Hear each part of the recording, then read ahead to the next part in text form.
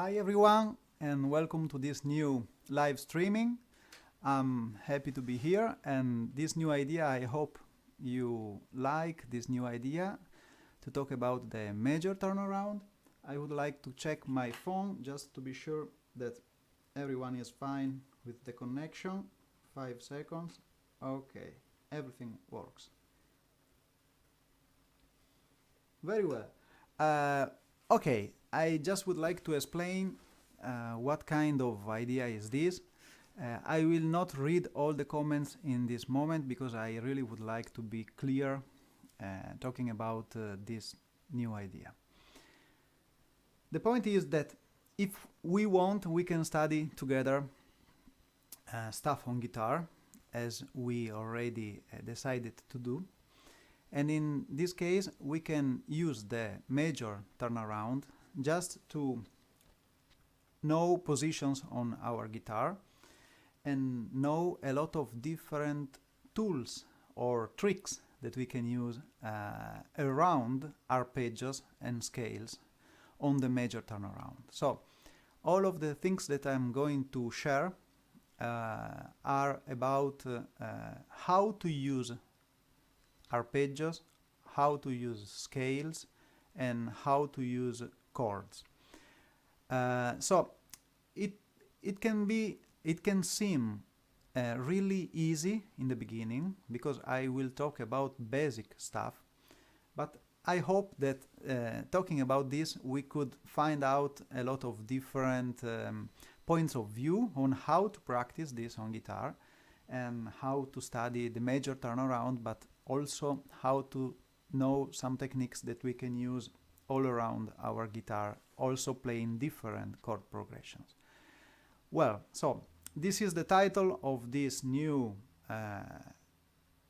workout, and we are going to work on these 4 chords: C major 7, A minor 7, D minor 7 and G7. We will just play in C major, so the notes that we will use mostly will be C, D, E, F, G, A and B, the C major scale, C major scale. Well, and we are going to, and now I would like to explain just few words about the major turnaround for those of you who don't know the theory about the major turnaround. So I will spend just 2 minutes to let you understand what is a major turnaround and how we build a major turnaround starting from a major scale. Okay, so this is a major turnaround, as I told you: C major 7, A minor 7, D minor 7, G7. And these are the first chord, C major 7, the 6th chord built on the major scale, A minor 7, the 2nd chord built on the C major scale, D minor 7, and the 5th chord built on the C major scale, G7. And I would like to show this just a moment. And how do we build these chords on each degree? Well, it's really easy. We just start knowing the scale: C, D, E, F, G, A, B, and C. And from here, we just build these chords. We build these chords always in thirds. It means that starting from C, I will play E, then G, and then B. And this is the C major 7 chord, C, E, G, and B. And in the same way, I will build the next chord, which is D minor 7, made of D, F, A, and C. As you can see, D, F, A, and C. And then we will use G7. So I will start from G and I will play G, B, D, and F. This is G7. and then starting from A, the 6th degree, I will play A, C, E, and G, and this is A minor 7. So these are the chords that we use. So 1st degree, 2nd degree, 5th degree, and 6th degree. But we will use them in a different order.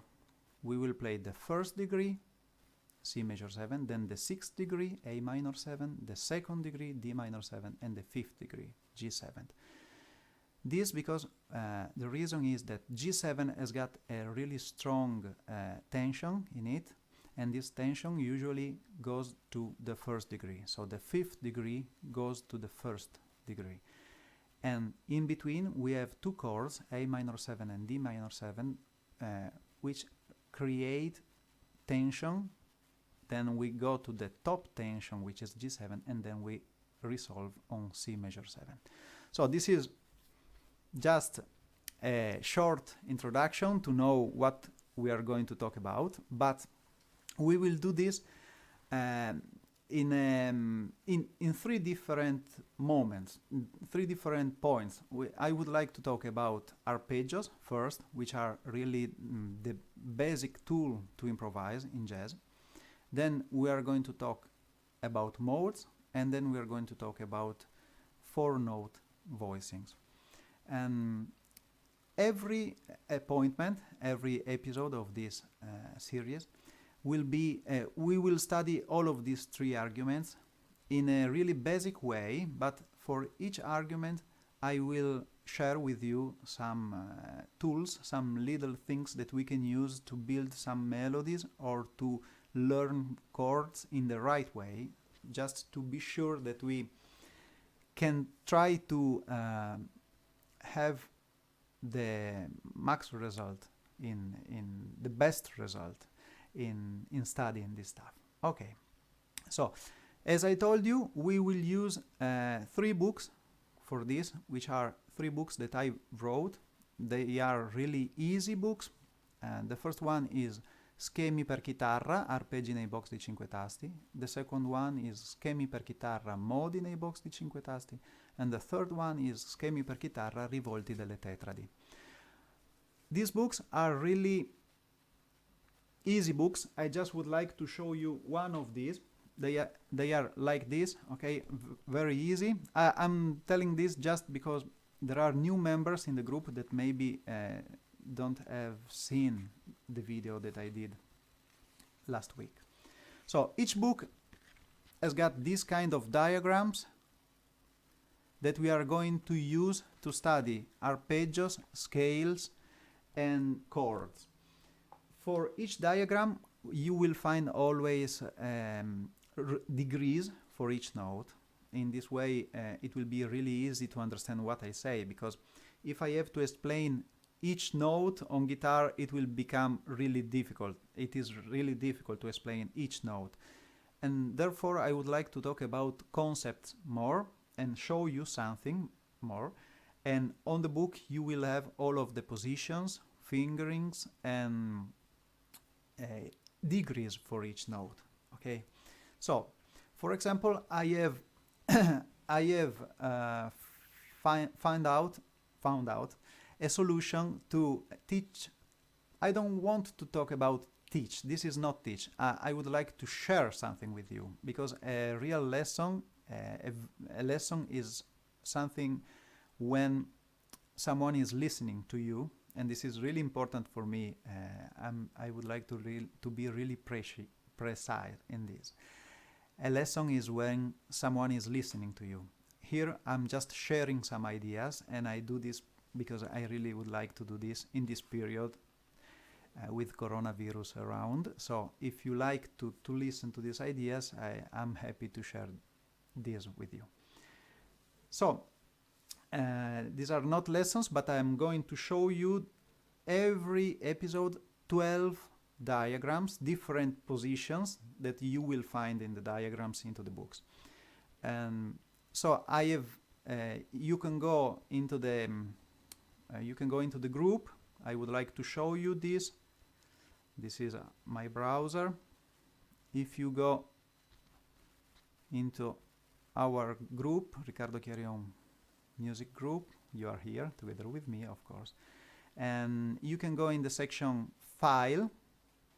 Okay, if you go in this section, you can download all the PDF files that I uploaded, and some of them are the improvisations that I transcribed. Some of them, these are the parts for my last CD, and these are licks.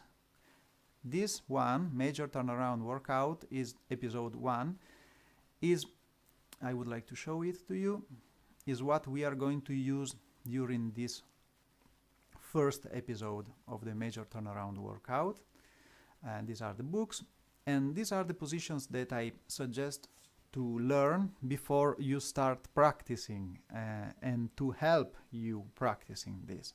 So from SCHEMI per chitarra, arpeggi nei box di 5 tasti, you can find C major 7 and this position, and so A minor 7, D minor 7, G7. These are positions that I'm going to show to you today, and these are other positions taken from modi nei box di 5 tasti, schemi per chitarra, and these are other positions taken from rivolti delle tetradi, schemi per chitarra, rivolti delle tetradi.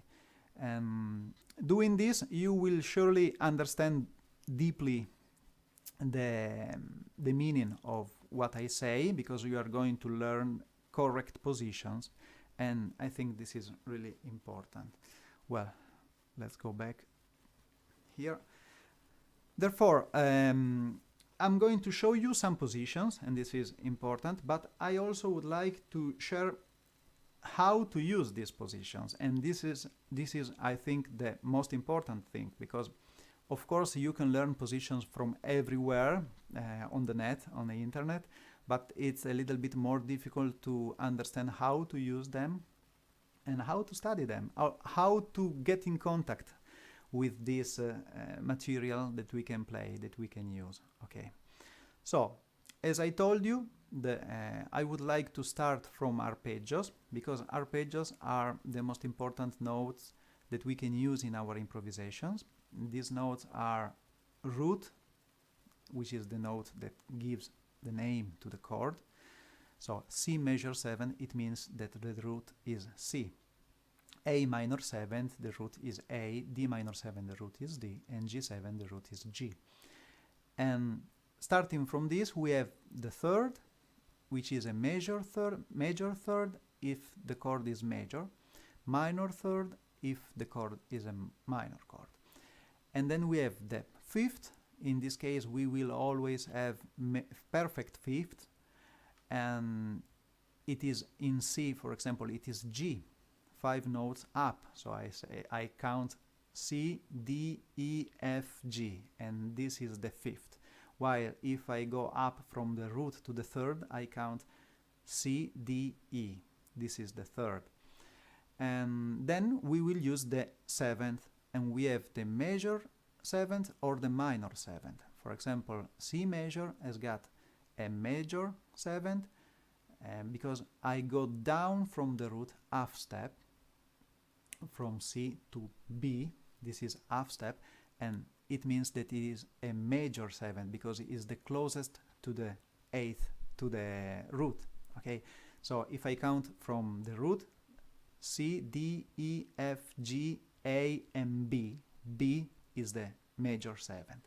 While if I play this starting from A, so A minor 7th, I count A, B, C, D, E, F, and G. This is the 7th, so in A the minor 7 is G, and it is a minor 7 because from A going down to G we have a whole tone, so it is a minor 7. Okay, the major 7 is half step from the root, the minor 7 is whole step from the root. So this is a basic thing to know to start learning arpeggios. The arpeggios that we have to study today are this one, taken from Arpeggi nei box di 5 tasti, and I suggest you to take your book. I know that someone of you already have this book, because you wrote me, and I'm happy that you would like to learn in this way. I'm really happy. Okay, so starting from this book, we can learn these positions, and I'm going to show these positions to you now. We are working in the box from the 3rd fret to the 5th fret. Okay, so this is the box we are going to play these arpeggios, and we will use this box also for modes. Okay. I would like to show you now the arpeggio for C major 7th, starting from the lowest note that we have in this box to the highest note that we have in this box. Okay, so starting from G, which is the 5th, as I said. Then I will play the major 7, root, 3rd, 5th, major 7th, root, 3rd, 5th, and major 7th.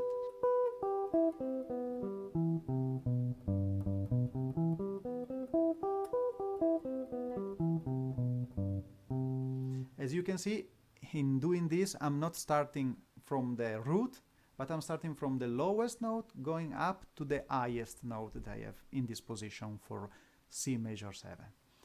Then I do the same for A minor 7. So starting from G one more time, because G is the minor 7th for A minor 7. And I play.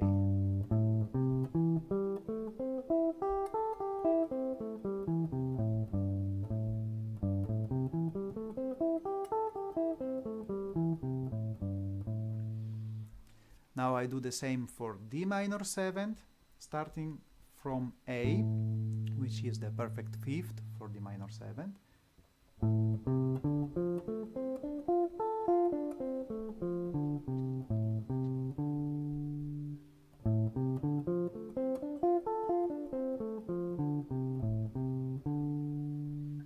And then I do the same for G7th, starting from G, the root, and I play.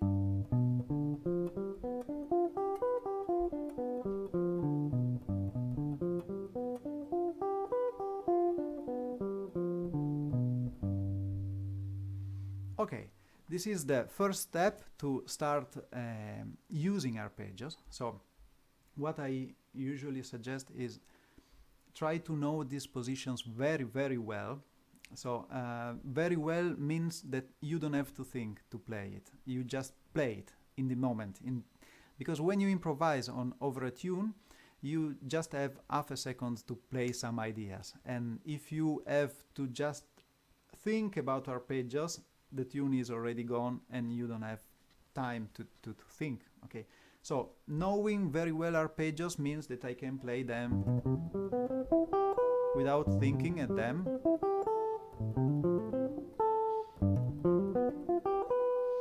And I know them very well. So this is the first thing that I suggest you to study today.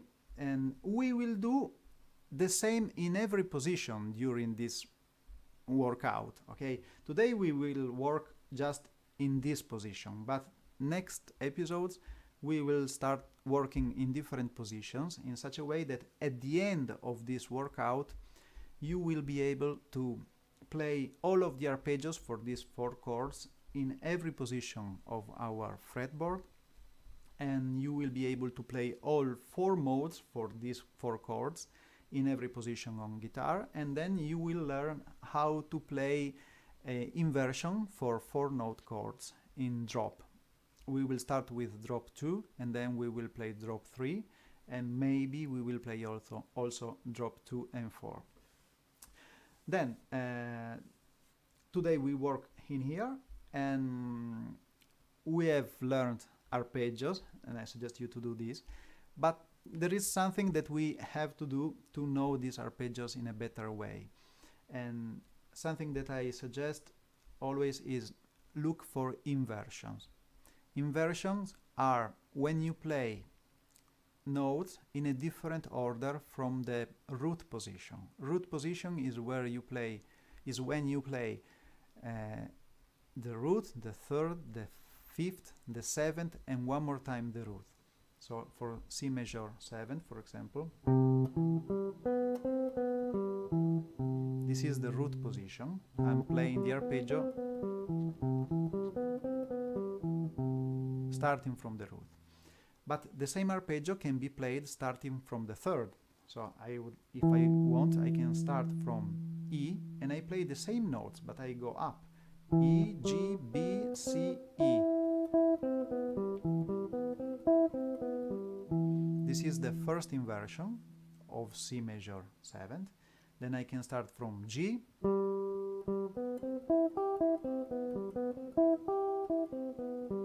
and I'm always playing C major 7th chord, but starting from the 5th up to the 5th. And then I can do the same starting from the major 7th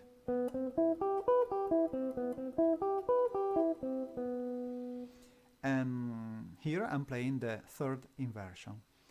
Okay, but sometimes we can play the same inversion in two different places in the same box. For example, if I start from the major 7th in C major, I can start from B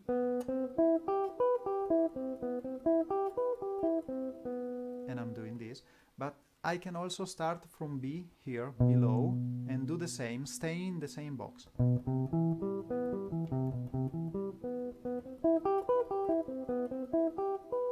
Okay, so we have sometime the opportunity to play the same inversion in two different octaves, and this is really important to understand and to know. Well, so now that we know that we can play inversions, I suggest to try to play the same position, the same inversion for each chord in our progression. If we are playing the major turnaround, we will have C major 7, A minor 7, D minor 7 and G7. And we can try now to do something more specific and playing for each chord the root position. Okay, just playing arpeggios. So I play C major 7, root position, then I go to A minor 7, root position, then I go to D minor 7, always root position, and then G7. And one more time, C.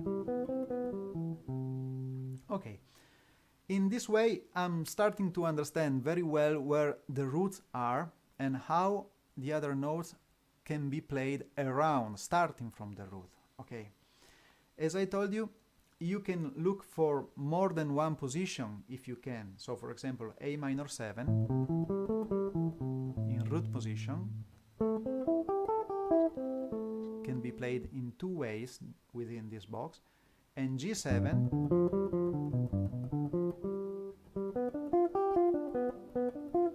can be played in two ways, two different octaves in this box. This is really important to understand. Remember that something that I really suggest to you to try to do is don't rush. When you learn something, it's really important to be able to hear what you are playing and understand what you are playing. So go slow is always better for our brain. Going slow is always better for our brain.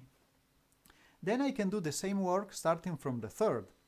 So I play C major 7th, starting from E. Then I play A minor 7, starting from the third, C. Then I play D minor 7, starting from F. And then I play G7, starting from B, the third. In the same way, I can ask myself if there is a second option to play the same inversion in the same box. For example, for A minor 7, I can play something around this, but I'm going out of the box, okay? Because this C note is out of the box, so we will not study this.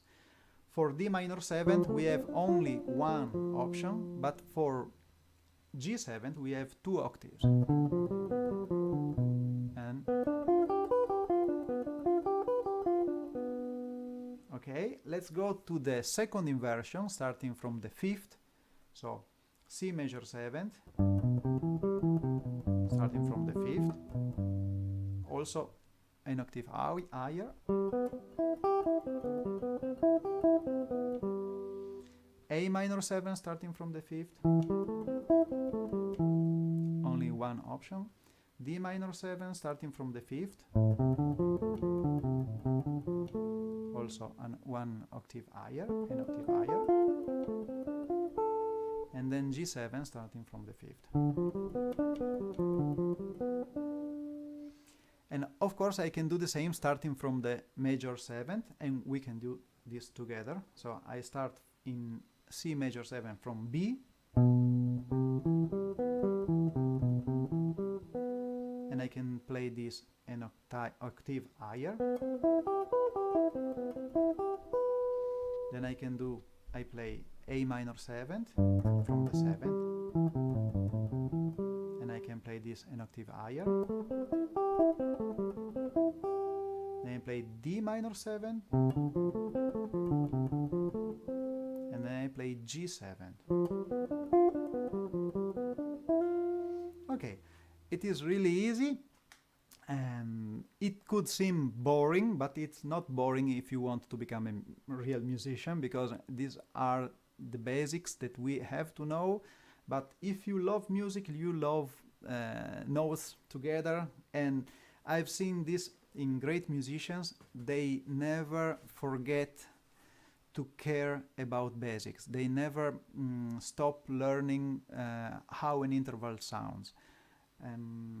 Yes, now we live in this really fast period of internet where you change every 2 minutes from one thing to another thing if you want. But at the end, to become a good musician, you have to stay, and you have really to understand the deep meaning of every interval, arpeggio or scale. So if you really love music, I think you do this. Passion is something that you can also understand from this. You know, passion for music is not only I love music, I love to play music, but it's also how much energies do you spend in practicing this. This is my personal opinion, I think, but everyone can live his or her life as we prefer, but to become good musicians, I've seen this from a lot of really good musicians, practicing things in deep. Okay, so arpeggios starting from the root. For example, here I suggest to start from also from the highest note, because we always do these exercises starting from the lowest note. Now I don't want to practice this in front of this webcam together with you, every option, but I would like just to remind you that we can start from the highest root, and then A minor 7, D minor 7, and G7.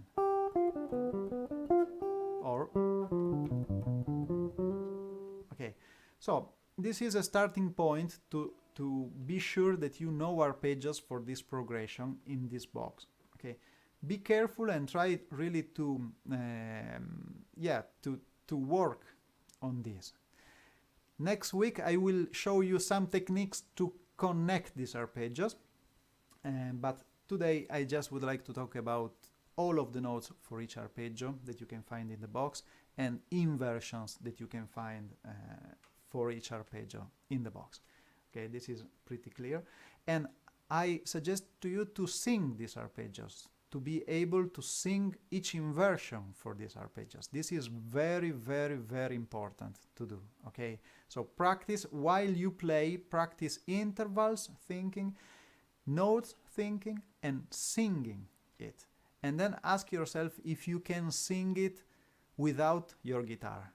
In the beginning you can help yourself with playing your guitar, but after a while you have to ask yourself if you can do this without. Then you can start having fun improvising with these arpeggios. And I would like to show you just a little improvisation now, using only arpeggios, notes, and it will be really easy, because I'm not looking for something difficult to do. I'm just looking for some melodies and connection between one arpeggio and the other, okay? It's not easy, and each time that I do this one more time in my life, I always can discover something new. I always can learn something new from this. Okay, so this is the backing track. When you use a backing track, I suggest, okay, when you use a backing track, I suggest first to listen to the backing track and being sure, without watching the monitor. If you have a monitor like this, never watch it. This is really important because we have to work with our ears. So listen to the backing track and just try to be sure in which moment of the progression you are. Okay, you can do the same with the song.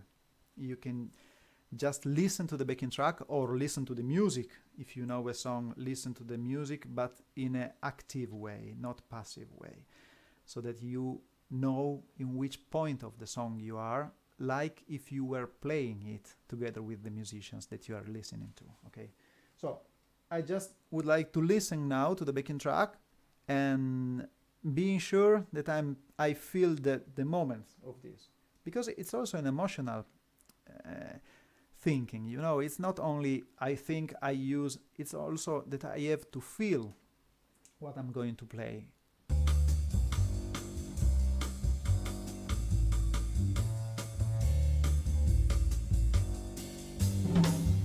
Okay, first, of course, because the drummer did this, okay.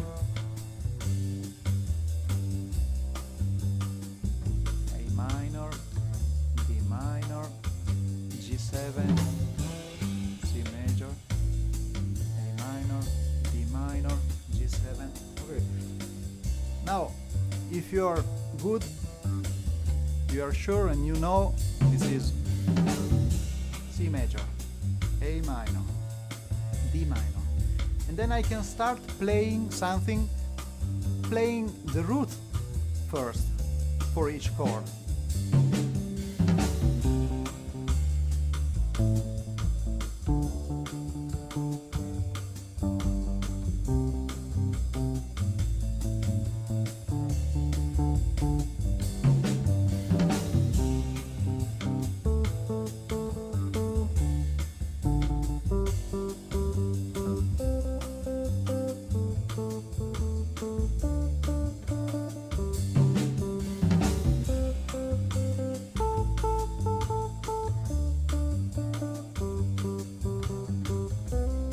This way I'm sure that I know where roots are in this box, and I can start playing the thirds, for example. Root and thirds. D minor, G7.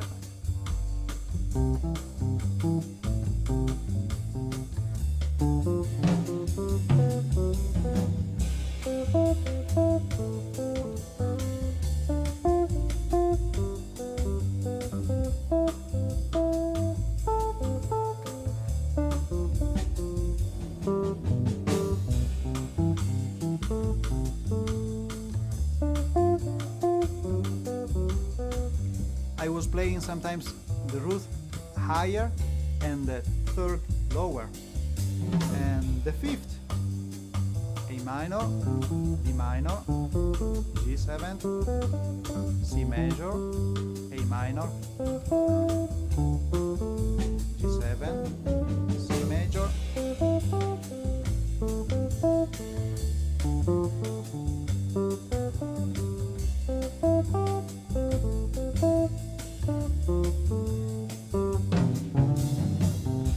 and then I can add the major 7, D minor, G7,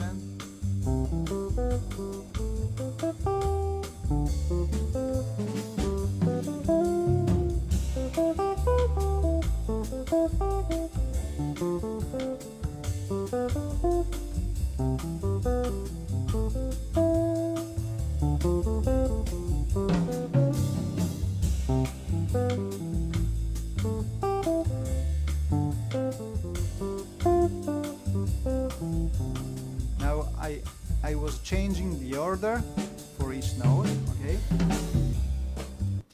So this is a little example of how can we start knowing the material. So we are not improvising yet. Yes, we are improvising, but not to have a musical result. This is just to know positions and being able to change this position in real time together with the backing track. And it's really helpful, and I suggest you to do this. Okay, so starting from knowing the arpeggio from the lowest to the highest note, then starting knowing inversion for each arpeggio, and then ask yourself to play the roots, then to play the thirds, the fifth, and the major seventh, being conscious of where they are in this box. Okay, so if you start practicing in this box, you will see that it's not so easy, but in some way it sounds, because if I also do this without the backing track, it sounds like the progression.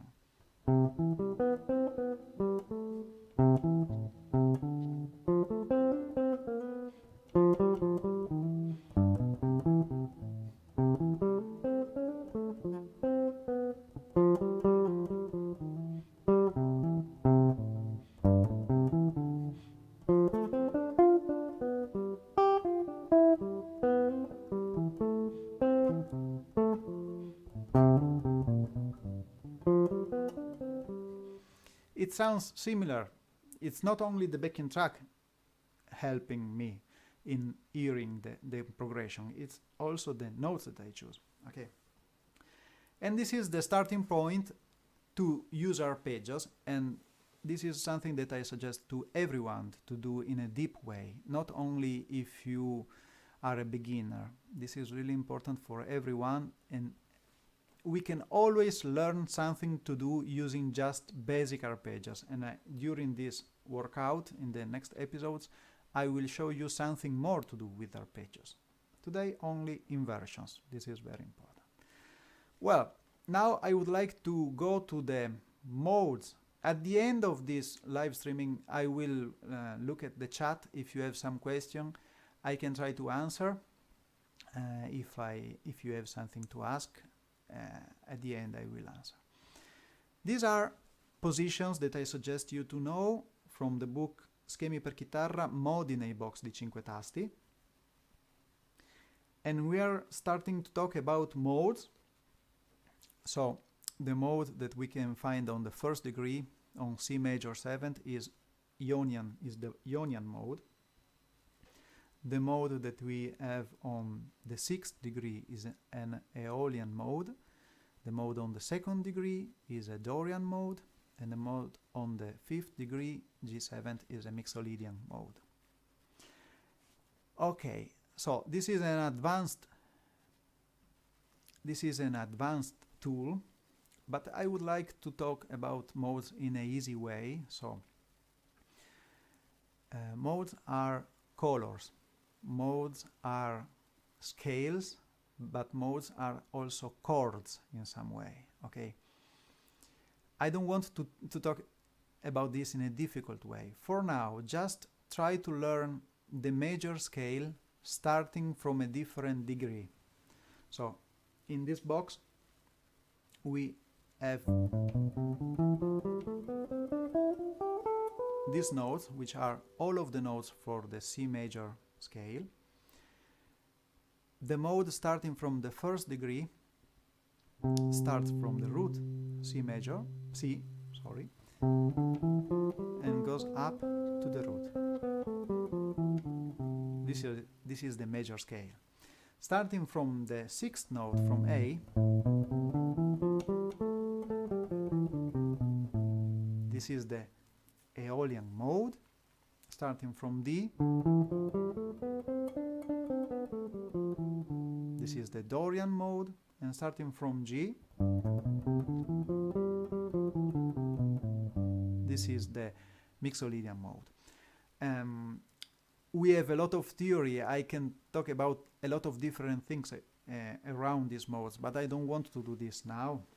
I just would like you to understand that we are playing the same scale. We are always playing C major scale, but we are changing the point of view because chords are changing, we are playing the first degree, C major 7, then we play A minor 7, then we play D minor 7, G7. And in this moment, when these chords are changing, modes are changing. Also, if you don't know modes and you just improvise on the C major scale without thinking at modes, when chords are changing, you are changing mode.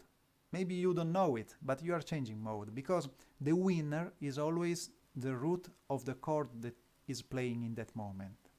So if I play the C major scale over a C major chord, the sound will be one kind of sound. If I play the same scale, C major scale, over an A minor 7th, the sound is completely different. And this is because all of the relationships between notes and the root of the chord that we are playing are different.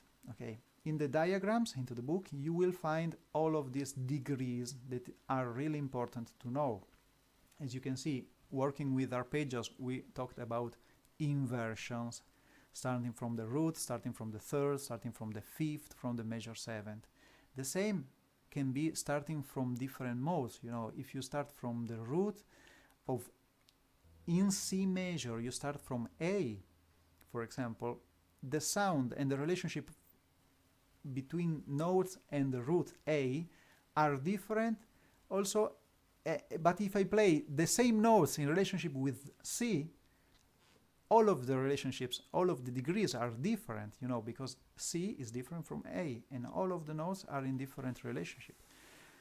These are modes in some way, you know. What we can hear, if you don't have absolute pitch, for example, and you can't hear name of notes when you listen, or color of notes when you listen to them, it means that you have a relative ear, a relative pitch, a relative ear. It means that you can really understand relationships between notes, but you can't understand the name of these notes. And this is how we usually listen to music. People usually has got relative ear, not absolute ear. And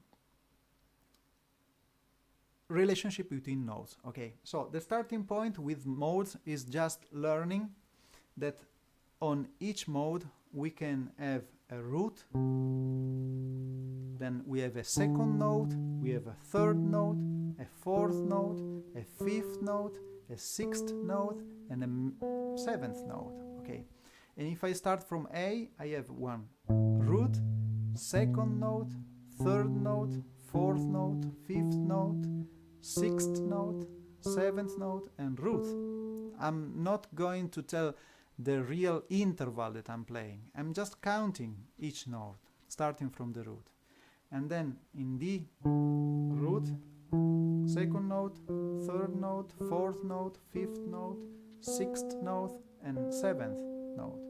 Root one more time. And the same starting from G. Root, second, third, fourth, fifth, sixth, seventh, and root one more time. Okay, so these are scales having 7 tones each. Of course, intervals are different starting from each root because we have different chords. As have you seen, we have on the first degree we have a major chord, on the sixth we have a minor chord, on the second we have a minor chord, and on the fifth we have a dominant 7th chord. So of course there is something different scale from scale, okay, but they have 7 tones and we start from different roots, okay. The first goal that I suggest you to reach is try to sing each mode, okay. So if I play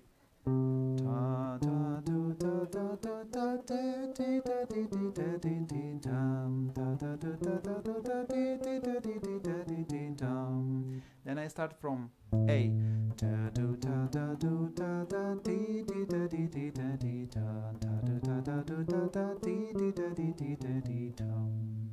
D.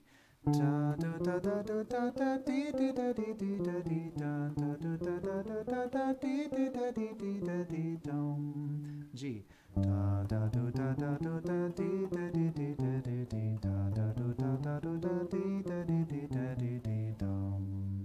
Then you can ask if it's possible to play in 2 different octaves like we did with arpeggios. For example, A minor 7th, A Aeolian, can be played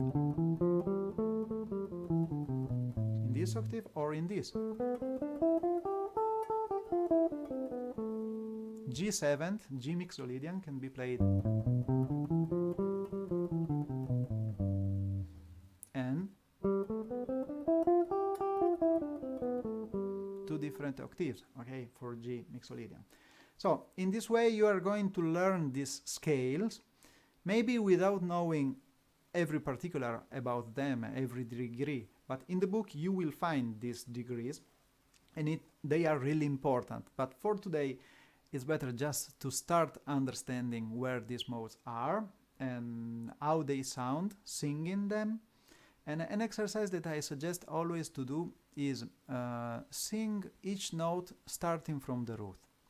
So, for example, da da da da da da da da da da da pa da pa.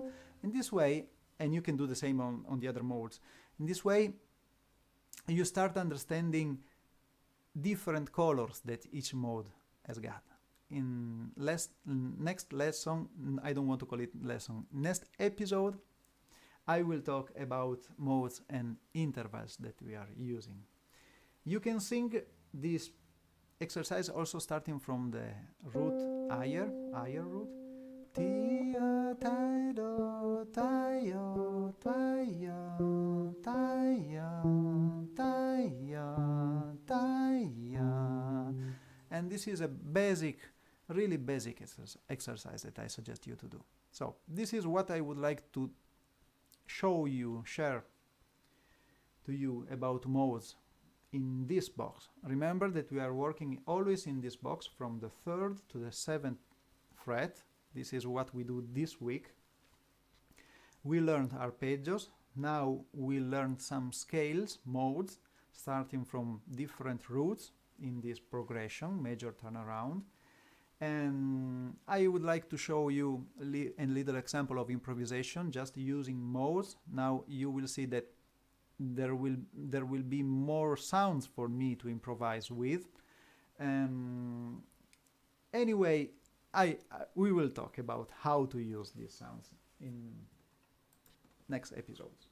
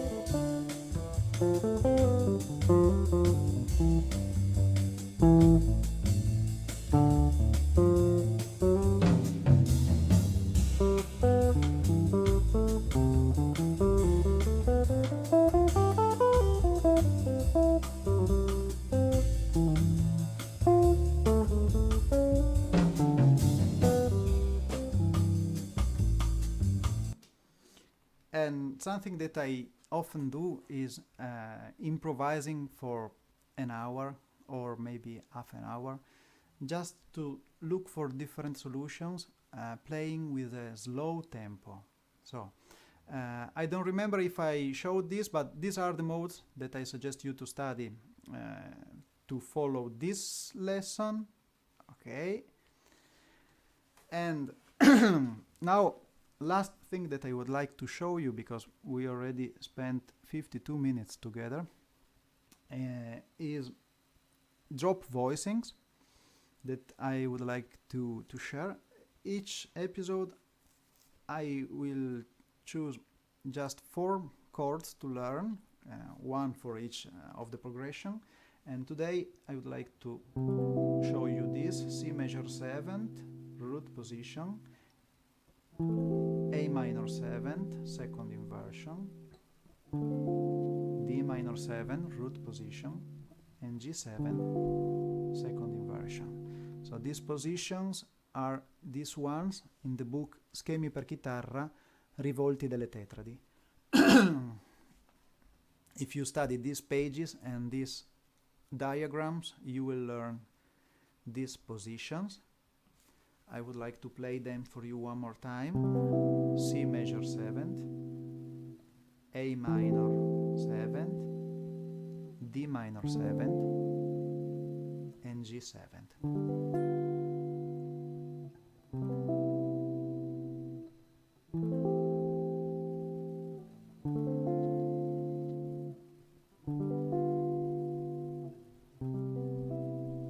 Here I would like to suggest just to work on each single chord, just listening all of the notes that we are playing, and then play the whole chord and try to hear this note within the chord.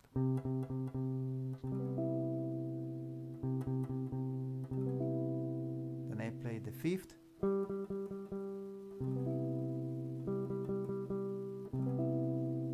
and I play the major 7th,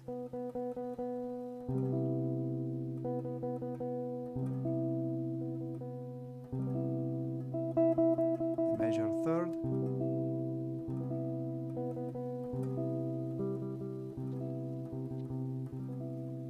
then you can do the same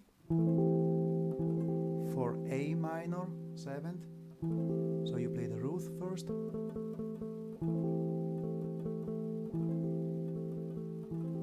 minor 3rd, 5th, perfect 5th, minor 7th,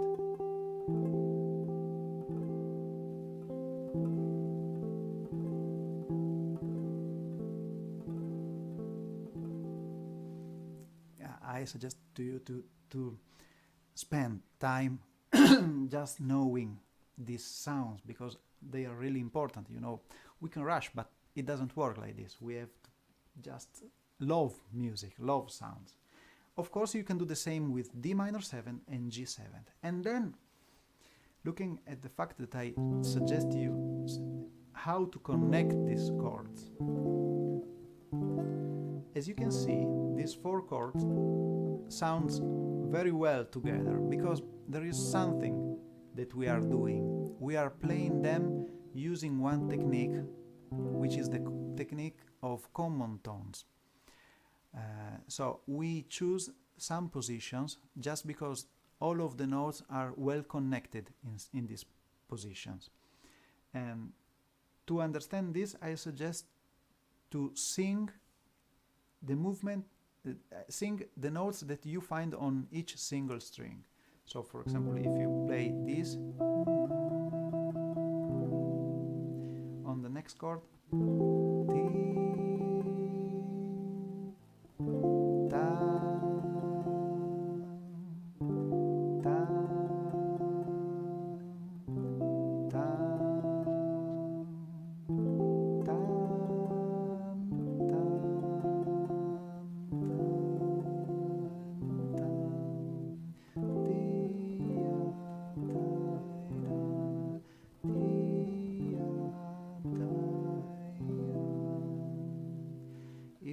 I do the same for what happens on the next string, I will play.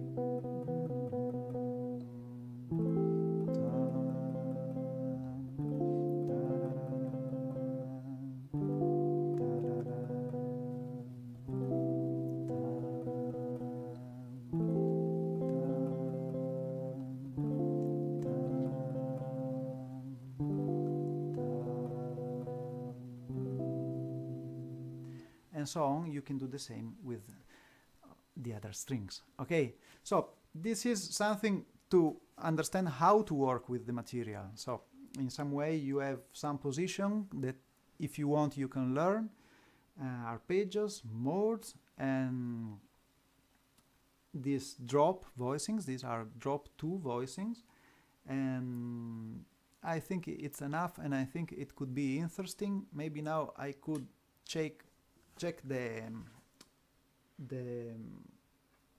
internet if you wrote something. Okay, this is, I have to do this with my phone because, okay, someone is saying hello, thank you.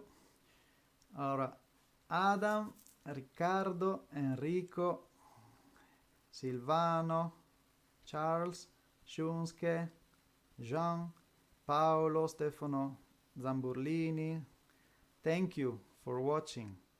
And do you have something to ask? Okay, Telmo is asking if it's okay to go out of the box with chords. Of course, yes, Telmo. We usually study chords. We study chords along the strings, more than using boxes to study chords. We use sets of strings. Okay, in this situation we are using chords built in the set, starting from the B string, G, D, and A string. These are set. This is the set of strings that we are using. Okay, so it's really okay to think about sets instead of thinking about boxes when we talk about chords. Okay, so this is good, and I think it could be enough. If you don't have any question to ask,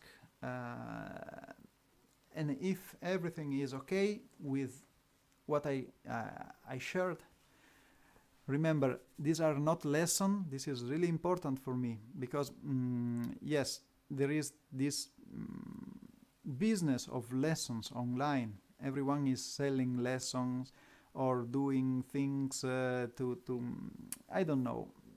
These are not lessons. This is me sharing something, and if you want to ask something, okay, but these are not lessons. A music lesson is when someone is listening to you so that he or she can understand what you really need to become a better musician. So this is a musical lesson, and this is just sharing my passion for music and to stay in contact. Okay, very well. So if you have something to ask, just few minutes more, then I will go. Maybe I can improvise something one more time, and I can improvise using all of the notes, all of the modes, and everything on guitar. Everything, not everything, just something. Okay.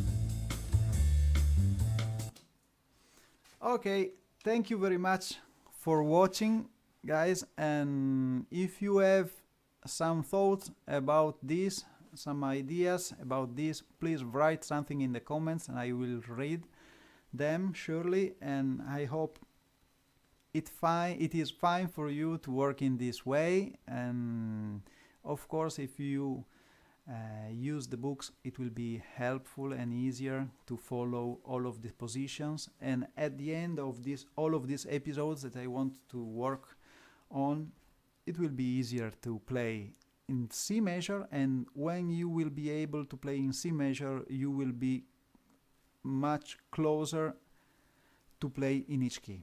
This stuff, maybe next workout will be about moving keys, I don't know, or maybe minor keys, or maybe secondary dominants, or maybe tritone substitutions in this context. Okay, see you next week. Have fun and stay safe. Stay at home, dear friends. Okay, bye bye. Okay, thank you, Silvano. Okay, thank you. You ordered these books. Thank you for doing this. Open books arrive soon. Thank you, Telmo. Thank you, Silvano. And let's study. See you next week. Bye bye.